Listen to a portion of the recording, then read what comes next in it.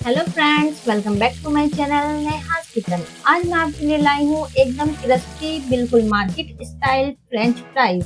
आप कैसे बना सकते हैं वो भी घर में बहुत ही आसानी से।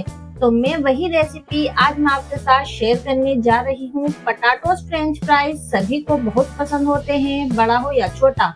अगर हम इसी को बिल्कुल मार्केट जैसे, मैकडोनल्ड जैसे घर में बना लें तो क्या बात है। तो चलिए बनाना शुरू करते हैं।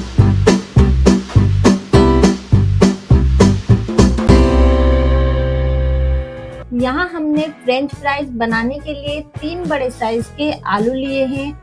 यहाँ हमें आलू को कड़क लेना है। आप फिंगर से दबाएं तब भी नहीं दबेगा। सॉफ्ट आलू नहीं लेना है।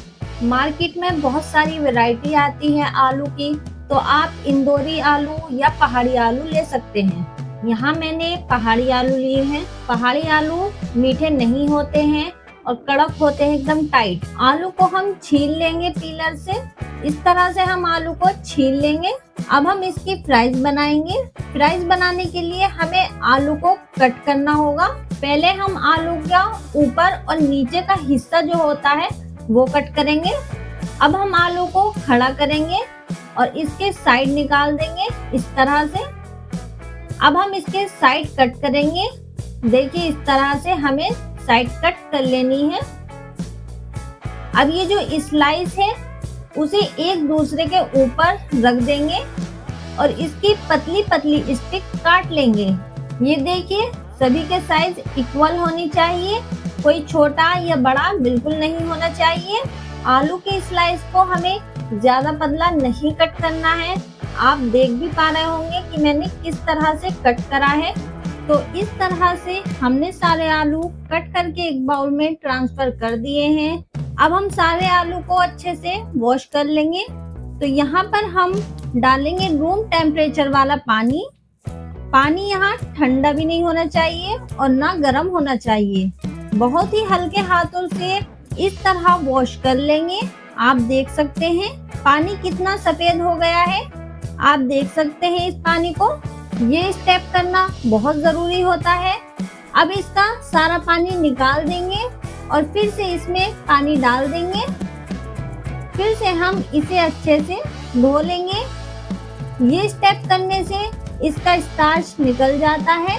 तो इसे 3 से 4 बार हमें इसी तरीके से वॉश कर लेना है, या फिर हमें तब तक ऐसे ही वॉश करना है जब तक पानी बिल्कुल क्लियर ना हो जाए। यहाँ मैंने फ्राइज को 3 से 4 पानी से अच्छे से वॉश कर लिया है और इसका सारा स्टार्च भी निकल गया है। कुछ इस तरीके से पानी साफ हो गया है। यहाँ हमने एक बड़े बर्तन में 5 से 6 कप पानी उबलने के लिए रख दिया था। पहले ही आप देख सकते हैं पानी में अच्छे से उबाल आ गया है। तो अब हम डालेंगे इसमें नमक। नमक को हमें इसी स्टेज पर डालना है और इसमें हम डालेंगे 1 टीस्पून विनेगर। अगर विनेगर नहीं हो तो आप इसकी जगह नींबू भी यूज कर सकते हैं। अब हम डालेंगे फ्राइज। यहाँ हम पानी में से निकाल कर डालेंगे फ्राइज को, और जब इसमें एक बॉइल्ड आ जाए तब हम इसे एक बार हल्के हाथ से मिक्स कर देंगे। यहाँ हमें फ्राइज को 8 मिनट के लिए हाई फ्लेम पर उबलने देना है, ना कम ना ज्यादा। आप चाहे तो टाइमर भी लगा सकते हैं। 8 मिनट हो चुके हैं, गैस ऑफ कर देंगे और इन फ्राइज को तुरंत पानी में से बाहर निकाल लेंगे। अब हम फ्राइज को किचन टॉवल पर फैला देंगे इस तरह से। यहाँ हमने अलग अलग करके फैला दिए हैं 10 मिनट के लिए।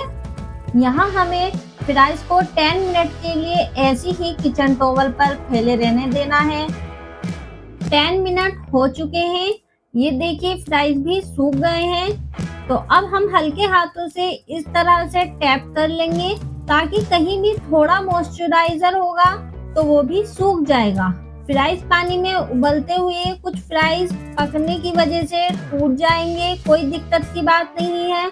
अब हम सारे फ्राइज को 1 से 2 घंटे के लिए फ्रीजर में रख देंगे सेट होने के लिए। अगर आप इन्हें स्टोर करना चाहते हैं तो आप इन फ्राइज को कंटेनर में रख के 5 से 6 महीने के लिए स्टोर कर सकते हैं। फिर जब आपका मन करे निकालिए, फ्राई कर लीजिए। 2 घंटे हो गए हैं, फ्राइज भी फ्रीजर में रखकर सेट हो गए हैं, ये देखिएगा। अब हम इन्हें क्रिस्पी करने के लिए डालेंगे 2 टीस्पून कॉर्नफ्लोर और हल्के हाथों से ऊपर नीचे कर देंगे जिससे सारे फ्राइज पर कोटिंग हो जाए अच्छे से। अब हम फ्राइज को फ्राई कर लेते हैं। यहाँ हमने ऑयल गरम करने रख दिया था पहले ही। ऑयल को ज्यादा तेज गरम नहीं करेंगे, मीडियम गरम करेंगे और अब हम मीडियम फ्लेम पर फ्राइज को फ्राई कर लेंगे। एक एक करके हमें यहाँ फ्राइज को डालना है। ये आपस में चिपक भी जाते हैं ऑयल में जाते ही, कोई दिक्कत वाली बात नहीं है। यहाँ हमें फ्राइज को चम्मच की हेल्प से अलग कर देना है हल्के हाथों से और बस हमें 5 से 6 सेकंड के लिए फ्राई करना है। 5 से 6 सेकंड हो गए हैं।